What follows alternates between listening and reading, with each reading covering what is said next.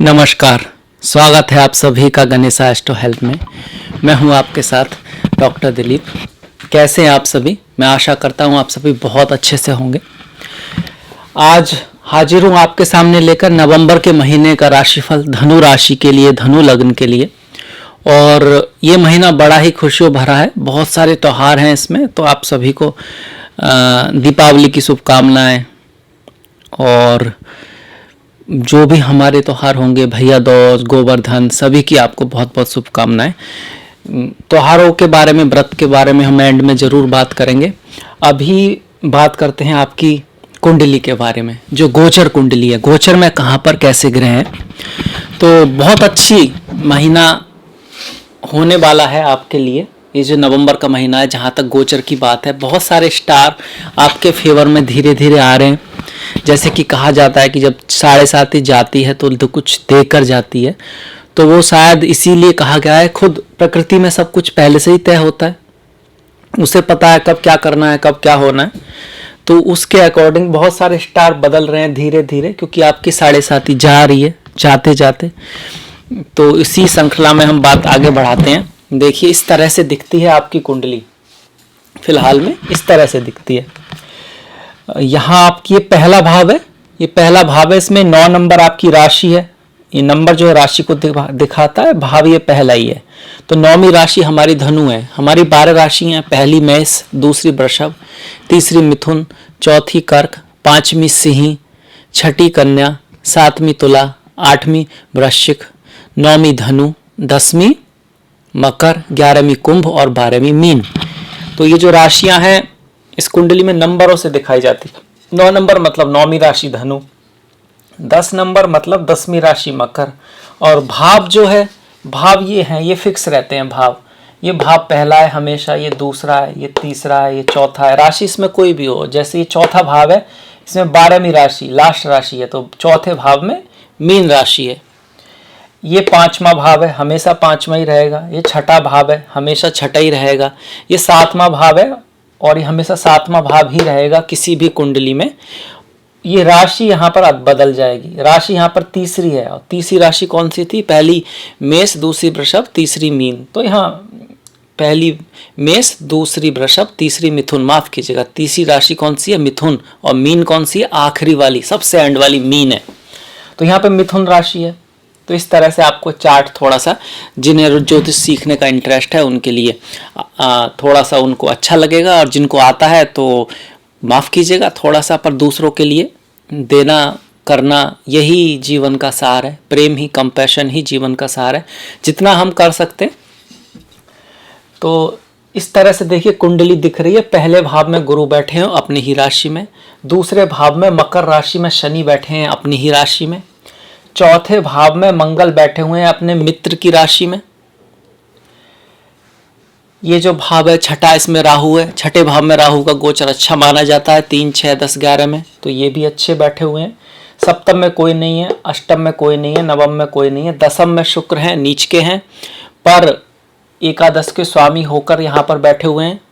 और दसम भाव में, दसम भाव का स्वामी जो कि बुध है, कन्या का स्वामी जो कि बुध है, वो एकादश में है। तो दसम और एकादश का परिवर्तन जो वो भी शुभ होता है। सूर्य जो कि पंचमेश है, पंचमेश का एकादश में रहना 17 तारीख तक, 16 तारीख तक, फिर 17 को यहाँ आ जाएंगे, तो वो भी अच्छा है सूर्य। और ये केतु हैं। केतु को 12वें भाव में अच्छा ही माना गया है। मोक्ष कारक होते हैं, ज्ञान की तरफ, विद्या की तरफ, ध्यान की तरफ, एनलाइटनमेंट की तरफ ले जाने की कोशिश करते हैं। अच्छा ही माना गया है। सबसे अच्छी स्थितियों में से एक है केतु, राहु केतु का 12 और कह सकते हैं 6 का जो कॉम्बिनेशन है, कि केतु 12th में हो, 12वें भाव में हो, और राहु 6ठे में रहे। तो इस तरह से ग्रहों की स्थिति है। अब हम थोड़ा सा इनका नक्षत्र देखना चाहें तो नक्षत्र देख सकते हैं। सूर्य जो है तुला राशि में है, और ये आपके विशाखा और अनुराधा नक्षत्र में रहेंगे। विशाखा जो है गुरु का नक्षत्र है, अनुराधा शनि का नक्षत्र है। 20 तारीख के बाद अनुराधा में आ जाएंगे। अगर बुध की बात करें तो चित्रा, स्वाति और विशाखा नक्षत्र में बुध जाएंगे आपके। चित्रा में 12 तक रहेंगे, और 22, और फिर 12 के बाद स्वाति में, और 22 के बाद फिर आपके विशाखा में चले जाएंगे। अगर शुक्र की बात करें तो शुक्र यहाँ पर आपके हस्ता, चित्रा और स्वाति, इन 3 नक्षत्र में जाएंगे। पहले रहेंगे हस्ता में 12 तक, उसके बाद 12 के बाद 22 तक चित्रा में, और फिर 22 के बाद स्वाति नक्षत्र में आ जाएंगे।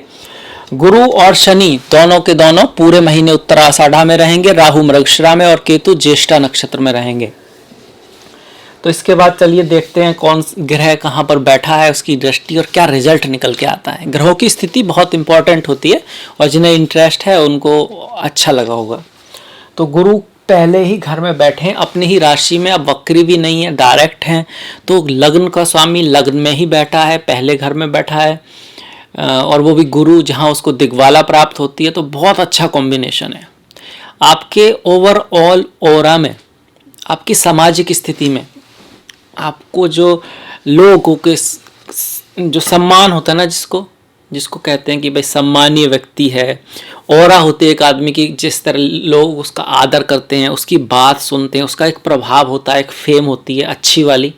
तो वो चीज़ें लाइफ में गुरु लाने की कोशिश करेंगे। लोग आपकी इज्जत करेंगे, आपकी ऑरा बढ़ेगी और आपकी वाणी में ओज होगा। आपकी बुद्धि से जो आप बातें कहेंगे, जो लोगों से जैसे हम कम्युनिकेशन करते हैं, तो वो फील करेंगे किसी की व्यक्ति बहुत बुद्धिमानी वाली बात कही, दूरदृष्टि होगी, आज की नहीं, छोटी छोटी बातों पे नहीं, बड़ी सोच होगी। आप ये देख पाएंगे कि आज जो कर रहे हैं उसका 2 साल बाद क्या नतीजा निकलेगा। एक सफल व्यक्ति और एक असफल व्यक्ति में बहुत सारे अंतरों में से एक सबसे बड़ा अंतर ये होता है कि वो ये नहीं देख पाता किसी कारणवश कि आज जो कर रहे हैं उसका 5 साल बाद रिजल्ट क्या होगा। प्रैक्टिकल लेवल पर कई बार चीज़ें देखने के बाद भी गलत हो सकती हैं, बाहर की कंडीशन बदल सकती है, पर ये सोच जो होती है, वो जो मेन जो मुद्दा होता है कि वो ये देख के कम चलता है कि अभी जो कर रहे हैं उसका रिजल्ट 5-6 साल 10 साल बाद क्या होगा। वो ज़्यादा रिजल्ट देखते हैं कि फिलहाल में क्या होगा उसका रिजल्ट। और नॉर्मली जो सफल लोग हुए हैं उनकी अगर जितनी भी आप बायोग्राफी पढ़ेंगे उनकी, तो जितनी भी, तो उनको एक तो ये पता होता था कि उन्हें कहाँ जाना है, एक आइडिया होता था। वो बात अलग है कि फिर रास्ता बदलना पड़ा थोड़ा थोड़ा। अब जैसे कि जिस आदमी ने फोर्ड हैं, उन्होंने कार बनाई, तो उन्हें ये नहीं पता था वो कहाँ तक पहुँचेंगे, पर उन्हें एक आइडिया था कि उन्हें कार ही बनानी है। अब सचिन तेंदुलकर, उन्हें पता था कि उन्हें क्रिकेट ही खेलना है। और आर्नोल्ड हैं, जब वो मॉडलिंग में आए थे तो उनका बायोग्राफी भी है, जब शुरुआती की थी तभी उन्हें पता था कि वो मिस्टर यूनिवर्स बनना चाहते हैं और ये बनना चाहते हैं। तो बहुत दूर की सोचते थे।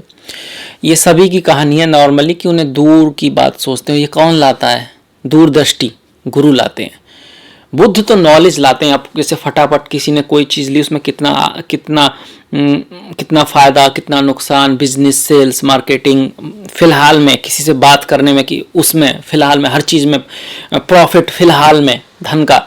पर गुरु देख पाते हैं कि पैसे से भी ज़्यादा लोग ज़रूरी हैं, फेम ज़रूरी है, और एक पाइपलाइन बिछाना बोलते हैं इसको, कह सकते हैं कि दूर की पिक्चर। मतलब आप जैसे कुआं है, एक दूर कुआं है, आप उससे बाल्टी लाएं रोज, तुरंत बाल्टी पानी भर के लाएं तो तुरंत तो पानी आएगा। और अगर आप सोचें कि हम वहाँ से लेकर यहाँ तक पाइपलाइन बिछाते हैं तो 30 दिन आपको 30 दिन महीना शायद वेट करना पड़े। पर फिर जब पानी एक बार पाइपलाइन आप बिछा देंगे तो पानी उससे लगातार आएगा, आपको जाना ही नहीं पड़ेगा। और बाल्टी से आप तुरंत तो ला सकते हैं, पर उससे आप हमेशा लाते ही रहेंगे। मतलब दिमाग का यूज करते हैं, स्मार्ट वर्क करते हैं, सोचते हैं बुद्धि पे कि इस तरह से किया जाए कि कल तो भाई शरीर भी इतना स्ट्रांग नहीं होगा, आगे भी किस तरह से, तो आगे की सोच के चलते हैं। तो वो सब चीज़ें आप में रहेंगी, बुद्धि उस ओर जाएगी, दूरदृष्टि की ओर जाएगी। गुरु की 5वीं दृष्टि, क्रिएटिविटी आपकी बढ़ेगी। बच्चे जो हैं अगर आपके अच्छा करेंगे, अगर आप एजुकेशन में हैं तो एजुकेशन में आप अच्छा करने वाले हैं। इन्वेस्टमेंट से भी आपको लाभ होगा, किसी चीज़ में इन्वेस्ट करेंगे तो उससे भी लाभ होगा। इंटेलिजेंट, जो चीज़ भी आपने सीख रखी है उसमें से जो निकल के आता है उसको बोलते हैं बुद्धि। उससे जो उसका जो मतलब है क्या है वो आप समझ पाएंगे। गुरु की सीधी दृष्टि 7वें भाव पर पड़ रही है, अच्छा है, बहुत अच्छी है। अपने पार्टनर के साथ, अपने प्रेमी के साथ, अपने प्रेमिका के साथ आपके संबंधों में सुधार आएगा।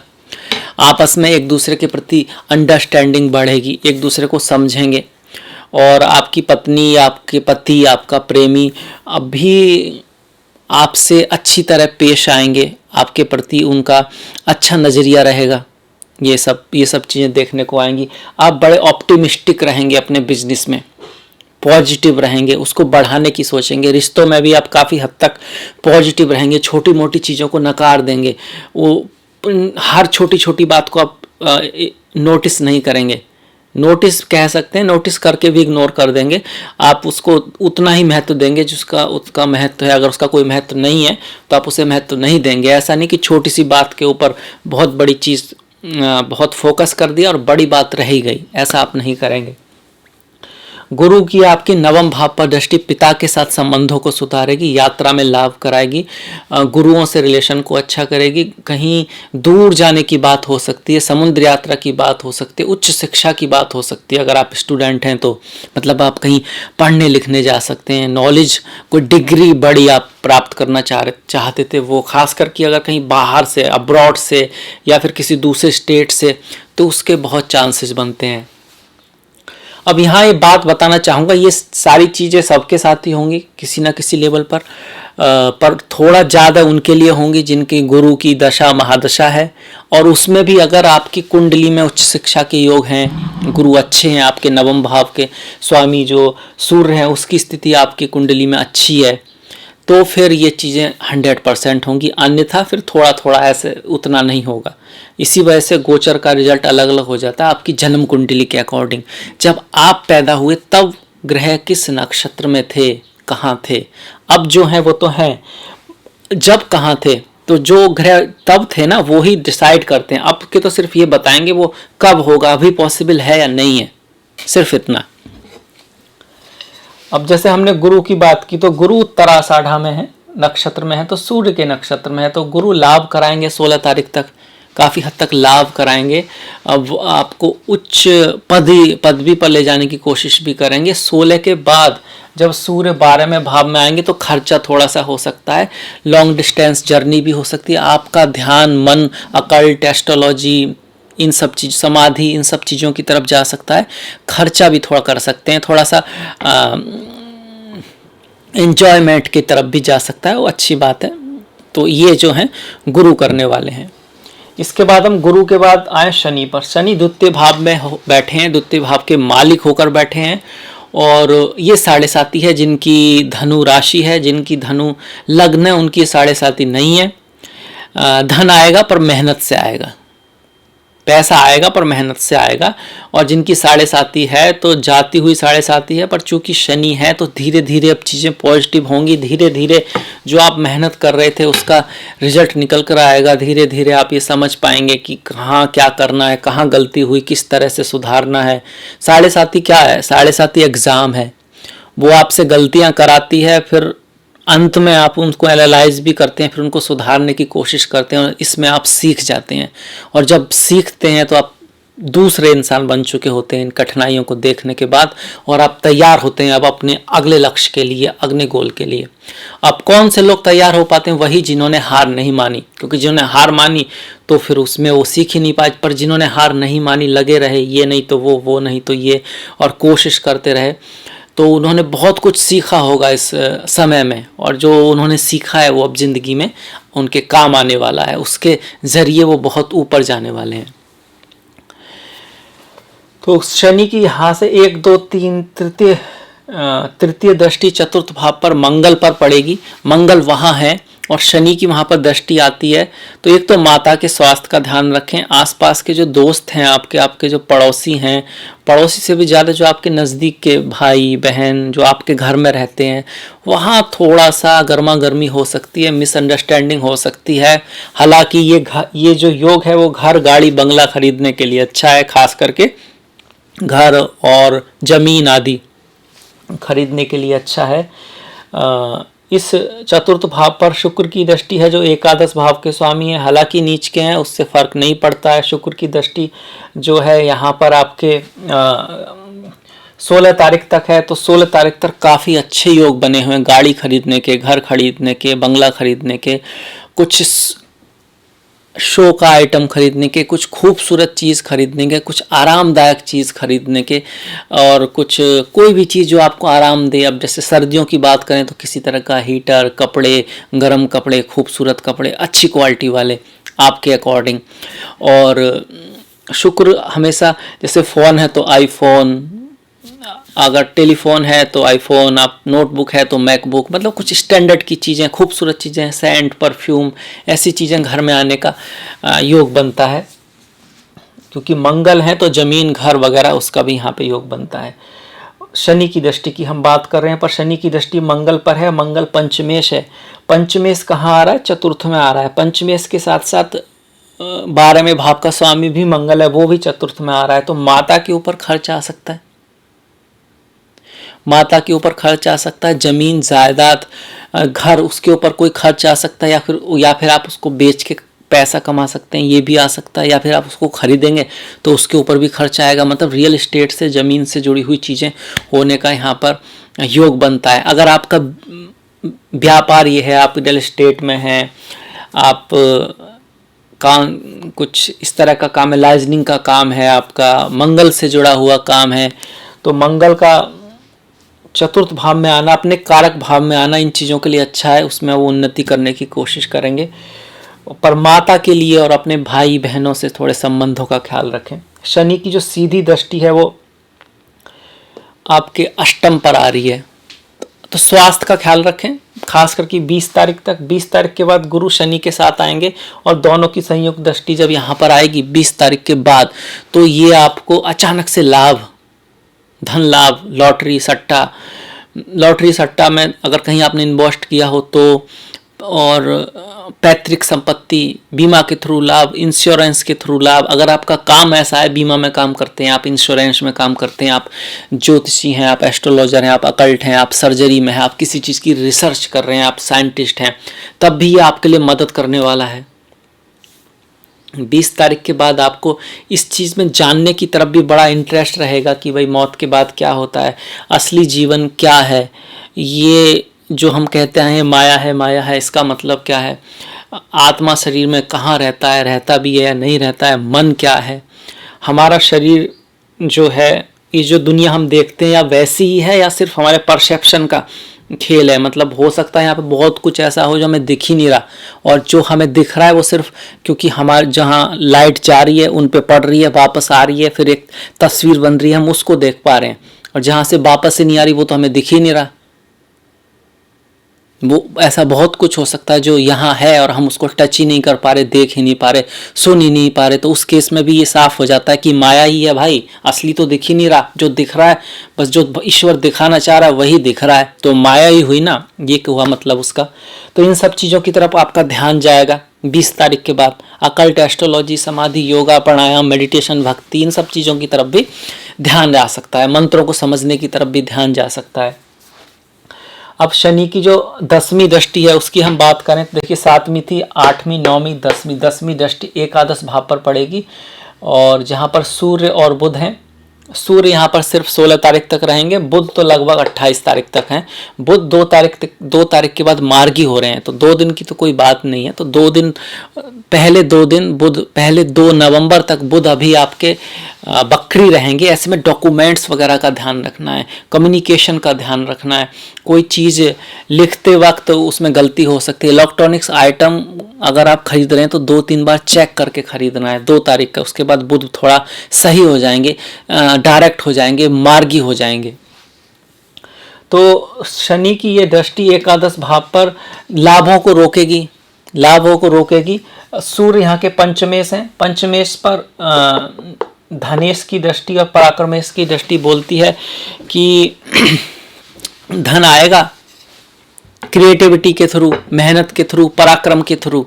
तब बहुत पराक्रम करेंगे, बहुत मेहनत करेंगे, बहुत क्रिएटिव होंगे, खुश रहेंगे। खुशी से ही क्रिएटिविटी आती है, दुख से क्रिएटिविटी बहुत रेयर कंडीशन में आ सकती है। जैसे कोई पोइट कोई पोएट्री लिखता है जब उसका कोई दिल टूट जाए, ये सब।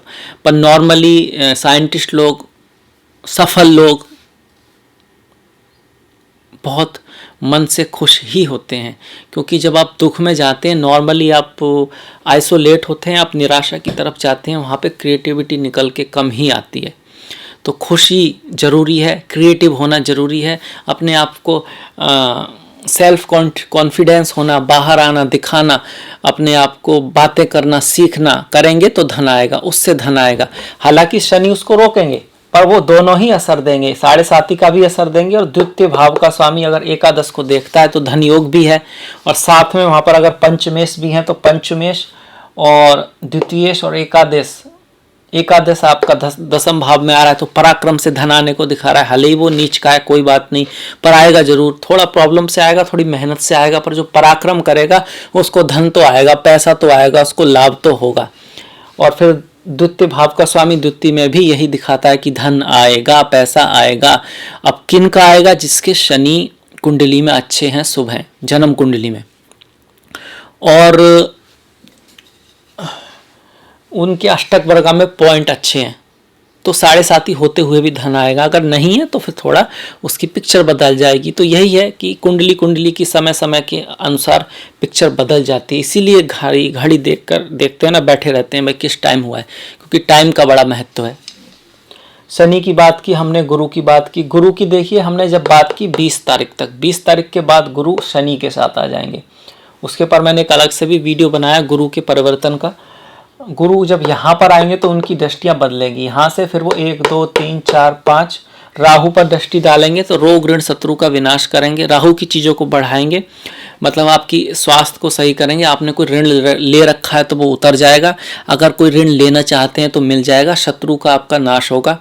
स्वास्थ्य का थोड़ा सा ध्यान रखें। यहाँ से जो गुरु हैं, फिर वो जो मैंने बताया लॉटरी से, सट्टे से, अचानक से, एस्ट्रोलॉजी या कल्ट, उसकी तरफ आपको ले जाएंगे। और यहाँ का उनकी 10वीं दृष्टि फिर यहाँ पर आएगी, एक दसम भाव की भाव पर, प्रतिष्ठा के भाव पर, सम्मान के भाव पर, उन्नति के भाव पर, फेम के भाव पर। तो इसको बढ़ाएंगे, मेहनत को बढ़ाएंगे, प्रतिष्ठा को बढ़ाएंगे, काम को बढ़ाएंगे। ये सब गुरु करने वाले हैं 20 तारीख के बाद। इसके बाद अगर मंगल की बात करें तो देखिए, मंगल वक्री हैं आपके, मंगल बकरी हैं आपके 13 तारीख तक रेवती नक्षत्र में। वैसे तो हम थोड़ी सी बात की मंगल की, पर देखिए रेवती नक्षत्र एक अथाह समुद्र की तरह है। रेवती नक्षत्र बहुत बड़े समुद्र, पानी को दिखाता है, और मंगल आग का गोला टाइप है, बहुत गर्म आग का गोला जो तपता हुआ है। तो वो अपने आप को बहुत ज़्यादा कंफर्ट फील नहीं करता इसमें। इसी वजह से कर्क में वो नीच का भी होता है, वो भी जलीय राशि है, रेवती भी जलीय राशि है, सात्विक है, और कर्क भी सात्विक है। मंगल तामसिक हैं, राजसिक हैं, तामसिक ज़्यादा हैं, तो मैच नहीं करती एनर्जियाँ। तो यहाँ पे थोड़ा डिस्कम्फर्ट रहेगा, मेहनत करने को मन कम करेगा, समझ में नहीं आएगा करना क्या है, एक्शन। तो उस चीज़ का ध्यान रखना है कि जो एक्शन लेना है उसको लेते रहें, सही रास्ते पे लेते रहें, रुके नहीं। क्योंकि एक तो मंगल यहाँ पर आ रहे हैं, मीन में बकरी हैं, ऊपर से शनि की दृष्टि आ रही है। शनि भी कहेंगे कल कर लेंगे, अभी तो कोई बात नहीं, मतलब कि 10 दिन बात कर सकते हैं, 15 दिन बात कर सकते हैं।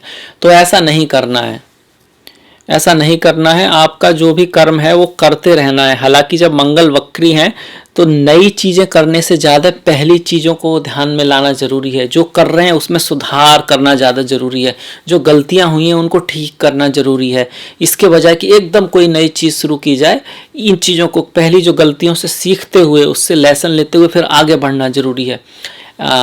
जब भी ग्रह बकरी होते हैं वो कहना चाहते हैं कि पहले जो पिछली एक तरह का अवलोकन कीजिए, जो आप करते आ रहे हैं उसको देखिए, उसमें सुधार कीजिए, और जब भी एक्शन लें तो बड़ा सोच समझ के लीजिए, क्योंकि मंगल एक्शन को दिखाते हैं। तो एक्शन लेते वक्त या तो जल्दी हो सकती है या फिर देरी हो सकती है। तो इन दोनों चीज़ों का ध्यान रखना है कि एक्शन सही समय और सही जगह पर लिए जाएं। सही बात भी अगर सही समय पर ना कही जाए तो उसका रिजल्ट कुछ खास नहीं आता, और कभी कभी उल्टा भी आ जाता है। तो इस चीज़ का ध्यान रखना है। मंगल की यहाँ से दृष्टियाँ देखें तो 1 2 3 4 चतुर्थ भाव में है, और सप्तम पर दृष्टि डाल रहे हैं। हालांकि सप्तम पर गुरु का सपोर्ट है। जो सप्तम भाव है आपकी पत्नी का, आपके पति का, आपके प्रेमी का, आपके प्रेमिका का, और गुरु की दृष्टि शुक्र पर भी है। तो कामुकता रहेगी, आकर्षण रहेगा एक दूसरे के प्रति, लड़कों में लड़कियों के प्रति, लड़कियों में लड़कों के प्रति, स्त्री में पुरुष, पुरुष में स्त्री, पति पत्नी के बीच एक आकर्षण तो होगा। पर लड़ाई झगड़े की बातें भी यहाँ आ सकती हैं, क्योंकि मंगल, इसको मांगलिक बोलते हैं कभी कभी। हालांकि उसके बहुत सारे नियम हैं। सिर्फ मंगल के पहले, दूसरे, चौथे, सातवें, आठवें, 12वें होने से मांगलिक नहीं हो जाता। बहुत कुछ देखना होता। गुरु की दृष्टि तो नहीं पड़ रही है। इसके अलावा मंगल उच्च के हैं, नीच के हैं, वक्री हैं, वक्री होते हैं तब भी मांगलिक नहीं होते हैं। इसके अलावा अगर वो शुक्र की राशि में है, गुरु की राशि में है, सप्तम के स्वामी हैं या फिर प्रथम के स्वामी हैं, बहुत सारी चीज़ें होती हैं जो मंगल दोष को कैंसिल कर देती हैं। पर उस सब के बावजूद वो कोई प्रॉब्लम तो क्रिएट करते हैं, हाँ मांगलिक नहीं होते हैं। तो मंगल की जो इस चतुर्थ भाव मतलब आत्मिक शांति का भाव है, जो प्रेम का भाव है, जो माता का भाव है, जो दिल का भाव है, उसी में मंगल है। तो अंदर से थोड़ा उद्विग्नता रहेगी। ज्ञान तो रहेगा गुरु की वजह से, पर मन में कुछ उद्विग्नता रहेगी, शांति नहीं रहेगी, और इसी वजह से आपस में थोड़ा मतभेद आ सकता है। तो इस चीज़ को सुधारें, मन को शांत रखें, प्रेम पूर्वक रखें। प्रेम बहुत ज़रूरी है, शांति बहुत ज़रूरी है, क्योंकि यहाँ पर ये शांति को अफेक्ट करेंगे। शुक्र पर दृष्टि डाल रहे हैं, कामनाएं तो बढ़ाएंगे। और एकादश भाव पर दृष्टि डाल रहे हैं, वहाँ पर बैठे हुए सूर्य और बुध को देखेंगे। 16 तारीख तक सूर्य को देखेंगे तो मंगल पराक्रम को बढ़ाएंगे, आपकी इच्छा बढ़ाएंगे उसके लिए कि मेरा आदर हो, मुझे लोग जाने, और होगा भी। बुध पर जो दृष्टि है, वाणी थोड़ा सा क्रूर कर सकते हैं, वाणी में थोड़ी जल्दबाजी ला सकते हैं। वाणी आप कुछ ऐसा बोल सकते हैं तो जो मिसअंडरस्टैंड, क्रिटिसाइज करने की, दूसरों में कमी निकालने की चीज़ों की तरफ आपको उत्साहित कर सकते हैं। देखिए, कभी भी आप व्यक्ति को, इंग्लिश में बोलते हैं never criticise, never condemn, never cry, never curse, और एक और है नेवर कंप्लेन। इसका मतलब यही है, नेवर क्रिटिसाइज का मतलब क्रिटिसाइज मत करो। उस क्रिटिसाइज का मतलब कमियां निकालना। कमियां निकालने से कमी सुधरती नहीं है। कंप्लेन मत करो, शिकायत मत करो, खंडन मत करो। देखिए, कमियां निकालना बहुत आसान है। लोगों ने हर किसी में कमियां निकाली हैं बैठ के। भगवान श्री राम में भी लोग कमी निकालते हैं। हालांकि राम के जैसा बनने में 14 साल वनवास चले गए सिर्फ माता पिता के कहने पर। पूरे भारतवर्ष के राज्य को सिर्फ उन्होंने, मामा पापा ने कहा और उन्होंने कहा कि ठीक है हम जंगल जाएंगे। 14 साल। वहाँ जंगल ऐसे नहीं होते आजकल जैसे, जंगल होते थे इतना योग होने के बाद भी। तो उन राम में भी लोग कमी निकालते हैं। तो उनके जैसे बनने की कोशिश नहीं करते। जो उनके अंदर गुण हैं उनको, उस पर ध्यान कम देते हैं कुछ लोग। तो नेवर कंप्लेन। और वैसे भी जोड़ना बहुत मुश्किल है, तोड़ना बहुत आसान है। कमी निकाला सबसे इजी जॉब है, सबसे आसान काम है किसी भी कमी निकालना। इसमें ये कमी, इसमें ये कमी है।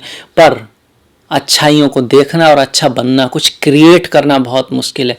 कितना टाइम लगता है किसी चीज़ को बनाने में, तोड़ने में कोई टाइम नहीं लगता। तो इस चीज़ का ध्यान रखना है, क्रिएटिव होना है, अपनी स्ट्रेंथ पे फोकस करना है, कंस्ट्रक्टिव होना है, बनाना है, तोड़ना नहीं है, हेल्प करनी है, सिखाना है, सीखना है, और एक दूसरे का साथ देना है। यही अगर आप ऐसा करेंगे तो फिर मंगल आपको पॉजिटिव रिजल्ट देंगे। इसके बाद देखिए, शुक्र पे, राहु पे आ जाए। राहु यहाँ पर हर तरह के सुख देने वाला है, हर तरह के लाभ देने वाला है आपको। आपकी ऑरा में वृद्धि करने वाला है, आपके सम्मान में वृद्धि करने वाला है, आपकी पद प्रतिष्ठा को बढ़ाने वाला है। पर अगर आप एजुकेशन में हैं, अगर आप स्टूडेंट हैं, तो मन थोड़ा भटकाएगा पढ़ाई में, तो उसका ध्यान रखना है। बाकी सबके लिए अच्छा ही है।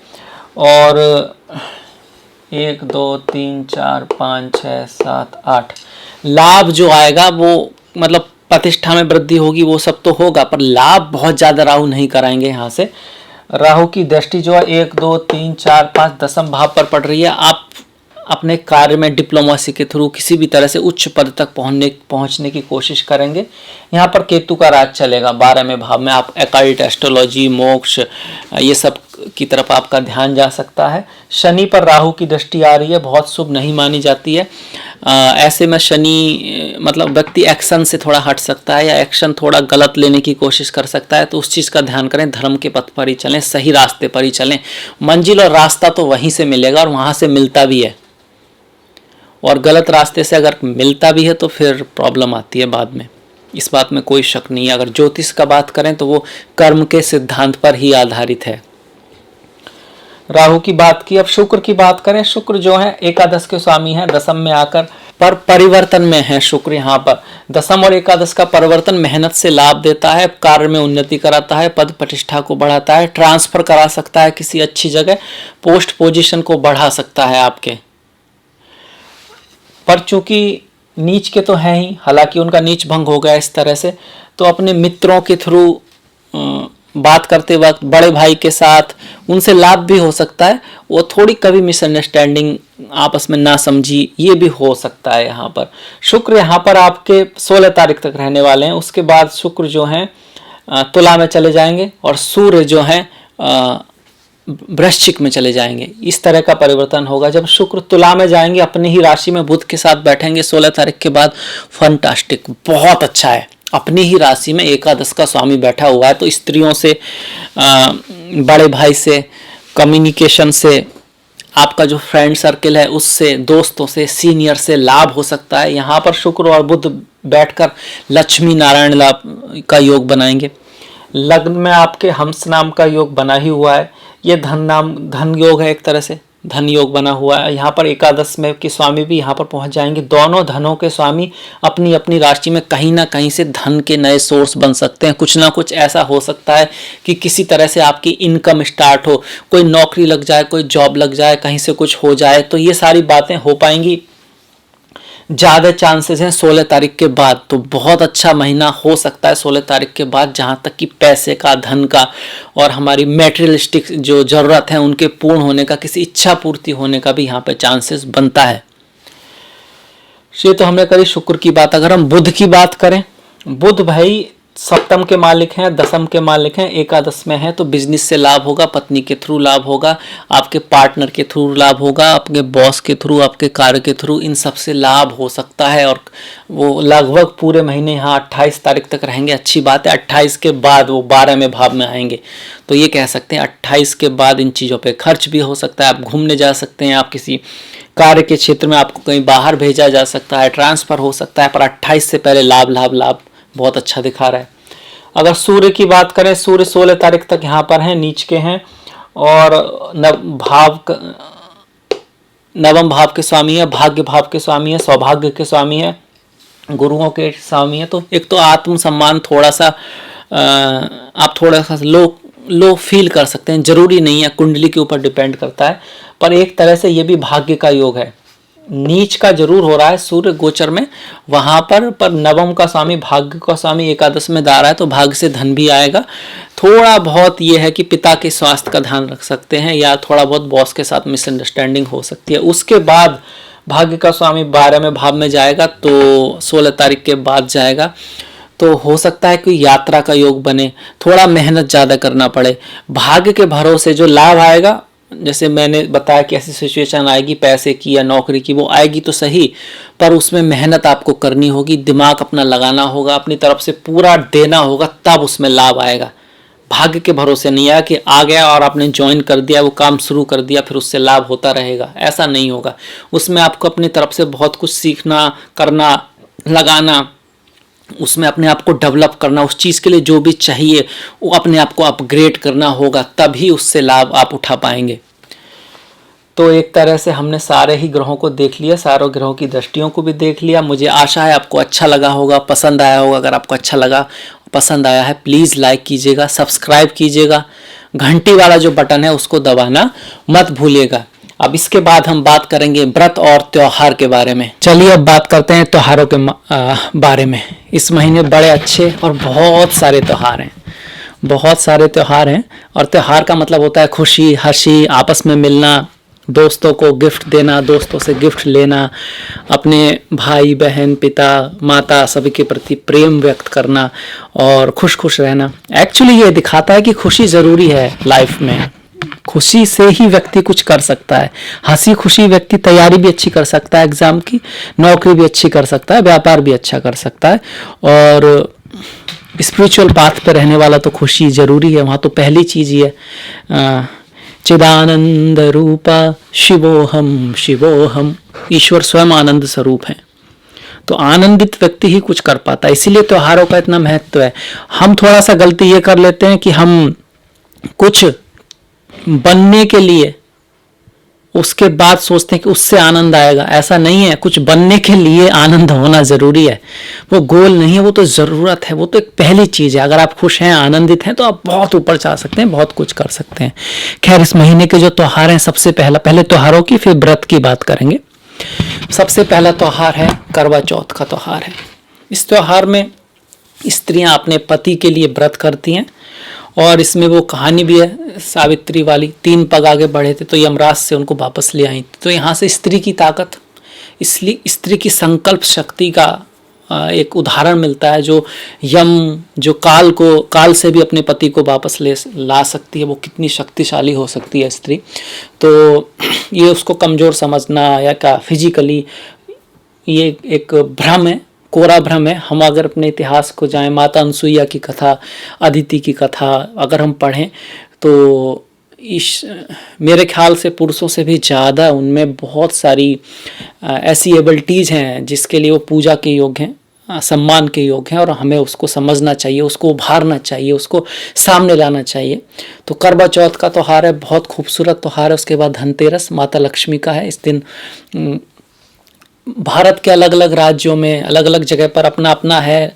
माता लक्ष्मी और भगवान श्री गणेश की पूजा होती है। कुछ सामान खरीद के लाते हैं तो बोलते हैं कि लक्ष्मी आएगी, धन आएगा। बात भी सही है। वो कहने का मतलब ये है कि आप खर्च करते हैं तो आप कमाते भी हैं।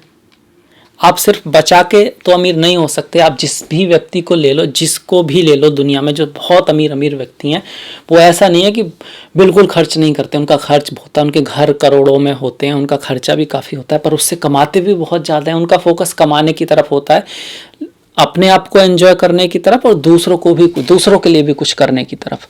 देखिए, अगर आपके पास ही कुछ नहीं है तो आप दूसरे का क्या कर पाएंगे। और जो व्यक्ति ये कहता है कि भाई संसार माया है, तो वो कहता तो सही है, पर उसका ये मतलब कतई नहीं है कि आप पैसा नहीं कमाएं या धन ना कमाएं। और जो ऐसा कहता भी हो, उसके पास जो भी हो, आश्रम हो, जो भी हो, उससे कहो कि भाई इसे मुझे दे दो। वो माया वाला वो बहुत बड़ा टॉपिक है, पर उसका अर्थ कई बार लोग ऐसा ले लेते हैं कि धन तो स्वयं माता लक्ष्मी है। हाँ, वो अच्छे तरीके से आना चाहिए, उसका उपयोग अच्छे काम में होना चाहिए, उसका उपयोग दया के लिए, बूढ़े व्यक्तियों के लिए, माता पिता के लिए, आसपास के लिए, उन सबको सहायता करने के लिए होना चाहिए। उसका जो मेन मकसद पैसा कमाना ना हो, कि एक व्यक्ति जो पैसा कमा सके, जो कि संसार को सस्टेनेंस दे सके। इसीलिए माता लक्ष्मी के पति कौन है? विष्णु हैं। और यहाँ पर हम विष्णु के रूप में, हम ही ब्रह्मा विष्णु महेश हैं, हम लोग ही उनका काम कर रहे हैं। हमारे अंदर ही ईश्वर है, अहम ब्रह्मास्मि। तो जो व्यक्ति धन कमा रहे हैं, वो कितने लोगों को रोजगार दे रहे हैं, लोगों का काम चल रहा है, तो एक तरह वो सस्टेनेंस दे रहे हैं, विष्णु का काम कर रहे हैं। तो ये बहुत खूबसूरत त्यौहार है। और उसके बाद है दीपावली, 14 तारीख को। 13 की धनतेरस, 4 नवंबर का आपका करवा चौथ, 13 का धनतेरस और 14 तारीख की दीपावली। तो आप सभी को दीपावली की हार्दिक बहुत बहुत शुभकामनाएं। बहुत महान त्यौहार है। भगवान श्री राम जब वापस आए थे अयोध्या से, तो ये आपको प्रकाश की अंधकार के ऊपर, ज्ञान की अज्ञान के ऊपर, पाप के ऊपर पुण्य की जो जीत है, अच्छाई की बुराई के ऊपर जीत को दिखाता है, उस सिंबल को दिखाता है। राम हमारे यहाँ पुरुषोत्तम मर्यादा भगवान श्री राम, जो उनकी सारी की सारी जीवनी है, एक एक से एक बात से भरी पड़ी है। ऐसा व्यक्ति जो सिर्फ पूरे भारतवर्ष का राज लेने के योग्य था, प्रजा भी उसमें थी, राजा भी उसके पक्ष में थे, और वो भी बहुत योग्य था। वो सिर्फ अपने माता पिता के कहने पर 14 साल के लिए सब कुछ छोड़ के चला जाता है। ऐसा त्याग धन के मामले में कम ही मिलता है। इतना बड़ा जो उसका है, नियम के अकॉर्डिंग भी, और लोगों की उसके अकॉर्डिंग भी, और जो उसकी कह सकते हैं एबिलिटी के अकॉर्डिंग भी, फिर भी चला जाता है। और सिर्फ इसी वजह से, एक तो माता पिता ने कहा, दूसरा उसने कहा, सोचा होगा कि अगर अब वो मना करेंगे तो भाइयों के बीच में शायद कुछ हो, तो उसने पेशेंस रखा। उस कंडीशन में जो उसे सही लगा, उसने अपनी प्रियोरिटी जो चुनी, उसी के कारण वो कौन कहलाए? मर्यादा पुरुषोत्तम भगवान श्री राम कहलाए। तो रामायण को भी पढ़ें, उसमें जो जितनी सारी खूबियां हैं उन सबको भी सीखें।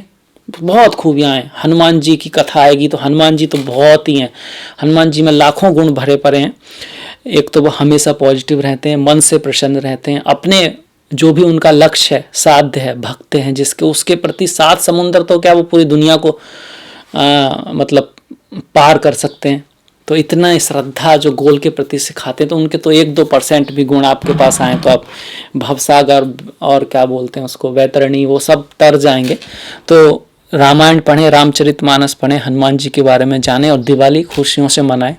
गोवर्धन पूजा 15 तारीख की, जहाँ भगवान कृष्ण ने अपनी कन्नी उंगली के ऊपर जो गोवर्धन पर्वत है उसको उठा लिया था। जब इंद्रदेव नाराज हो गए तो इंद्र ने वर्षा की थी, तो उन्होंने कहा तब मेरी शरण में आओ, और फिर बाद में इंद्र ने माफी मांगी थी। तो कहने का पर्पज यहाँ पर यही था, कर्म के प्रति एक तो उनका ध्यान था कि आप उस की पूजा कर रहे हैं तो उससे तो अच्छा इस गोवर्धन की पूजा करो, जिसकी गाय जो है हमारी जो है चारा खाती हैं, जो हमें बहुत कुछ देता है।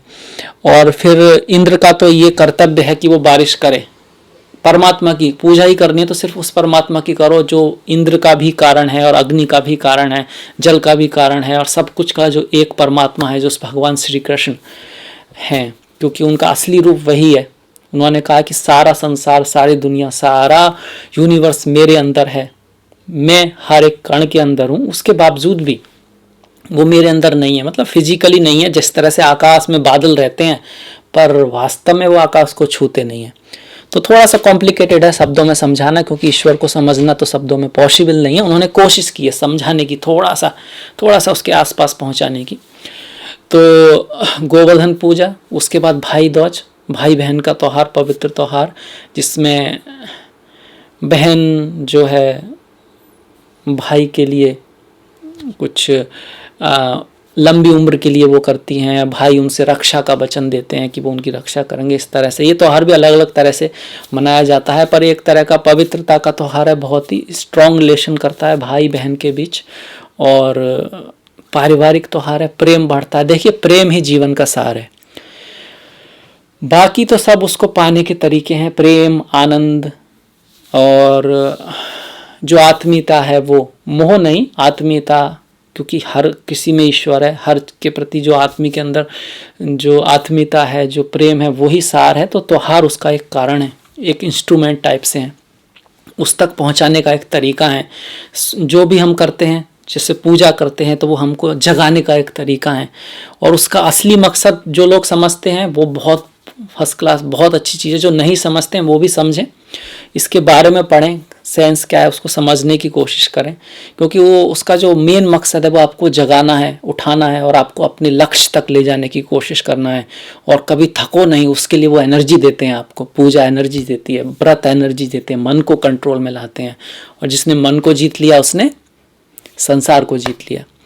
इसके बाद 20 तारीख की छठ पूजा है, और 30 तारीख की श्री गुरु नानक जयंती है। देखिए गुरुओं को हमारे जो संस्कृति है उसमें बड़ा सम्मान दिया गया है गुरुओं को।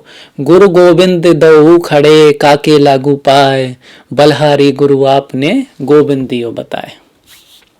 तो ईश्वर से भी पहले गुरु की पूजा की जाती है, क्योंकि गुरु ही हैं वो जो आपको ज्ञान देते हैं।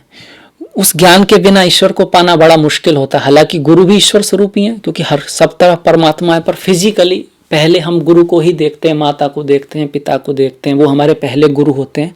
तो उनका बड़ा महत्व है, उनका बड़ा महत्व है, और ये रिस्पॉन्सिबिलिटी गुरुओं की भी बन जाती है कि वो इतने महत्वपूर्ण है कि अपने बच्चों को अच्छी शिक्षा दें, अच्छी सराउंडिंग्स दें। क्योंकि अगर बंजर भूमि में आप आम का भी पेड़ डाल दो तो वो उगता नहीं है। भूमि मतलब एनवायरमेंट, बीज मतलब स्वयं बच्चा। तो जहाँ तक बीज का इम्पोर्टेंट है, जैसे कहते हैं कि बोया बीज बबूल का तो आम कहाँ से आए, तो आधी बात है कहानी की, आधे रास्ते की बात है, कहानी का आधा पार्ट है। दूसरा पार्ट वो जमीन भी है कि जहाँ बोया वो कहाँ है भाई। तो वो जो एनवायरमेंट हमारी रेस्पॉन्सिबिलिटी है वो भी बहुत बड़ी बात है। जैसे कि अब एनवायरमेंट मिल रहा है तो हमारी बहनें, माताएं कितना कुछ कर रही हैं, फ्लाइट उड़ा रही हैं, एयरफोर्स में जा रही हैं, स्पोर्ट्स में जा रही हैं, स्विमिंग में जा रही हैं, और बाहर भी जा रही हैं, अपने ऊपर बो रही हैं, अपनी अपनी पूरी कंपनी की मालिक बन गई हैं। और जब एनवायरनमेंट नहीं था तो ग्रहों के ऐसे ही होने के बावजूद कोई एक आध को छोड़कर एक्सेप्शनल आर ऑलवेज देयर, वो बेचारी कुछ कर नहीं पा रही थी। तो ऐसा नहीं है उनमें कमी थी, हम में ही कमी थी, हमने वो एनवायरनमेंट ही नहीं दिया। इसके बाद ये तो थे हमारे त्योहार। अब व्रत की बात कर लें। व्रत बहुत महत्वपूर्ण है। व्रत का मतलब होता है अपने आप को स्ट्रांग बनाना। आप वीक नहीं होते जब खाना नहीं खाते। आपके दिल की जो सबसे महत्वपूर्ण शक्ति है कि आपने जो संकल्प लिया आप उसे कर पा रहे हैं। और बहुत से लोग व्रत को ऐसा भी है कि वो उससे ज़्यादा खा लेते हैं तो गलत करते हैं। व्रत का मतलब यही है कि मन को साधना, दिल को साधना, बलपूर्वक नहीं, समझदारी के साथ, अपने संकल्प के साथ कि मन करे ही ना। फिर वो और भी चीज़ें जो आप डिसाइड करेंगे जीवन में उसमें भी आपकी सहायता करेगा। तो पहला व्रत तो करवा चौथ का ही है, त्योहार भी है, व्रत भी है। फिर 11 तारीख की रामा एकादशी है। यहाँ रामा माता लक्ष्मी से जुड़ा हुआ एकादशी है, धन धान्य को देने वाली एकादशी है। सच्चे मन, सच्चे दिल और पवित्र भावनाओं के साथ अगर ये त्यौहार किया जाए, हालांकि पूरे दिन पवित्र भावना जो रखेगा वो तो आगे भी पवित्र ही हो जाएगा, ये इसमें कोई शक नहीं है। तो इसे कर लें तो सारे पाप आपके प्रभु माफ करता है। अगर रिचुअलिस्टिक करें, पूरी तरह करें कि मन से, दिल से, पुण्य मन से पूरा दिन एक भी गलत विचार ना किए बिना, तो सारे पाप आपके माफ हो सकते हैं। 13 तारीख की शिवरात्रि है, प्रदोष व्रत है। भगवान भोलेनाथ जो आनंद स्वरूप हैं, जो ज्ञान स्वरूप हैं, जो इस संसार का सार हैं, भवानी, उमा भवानी, माता भवानी और भोलेनाथ, जो एक ही के दो पहलू हैं, एक ही सिक्के के दो पहलू हैं, उनका प्रदोष व्रत है, शिवरात्रि है। 15 तारीख की अमावस्या है। अमावस्या का त्यौहार, किसी का राहु खराब होता है या चंद्रमा कमजोर होता है या पितृ श्राप वगैरह इस तरह की कहानी होती है, उसके लिए बहुत सारे रिचुअल अमावस्या को की जाते हैं। मंत्र सिद्धि के लिए भी इसका महत्वपूर्ण है। 16 तारीख की वृश्चिक संक्रांति है, मतलब सूर्य जो है तुला से अपनी नीच की राशि से वृश्चिक में जाएंगे। वृश्चिक तो वो संक्रांति है। ये आध्यात्मिकता के लिए बहुत अच्छा व्रत माना गया है।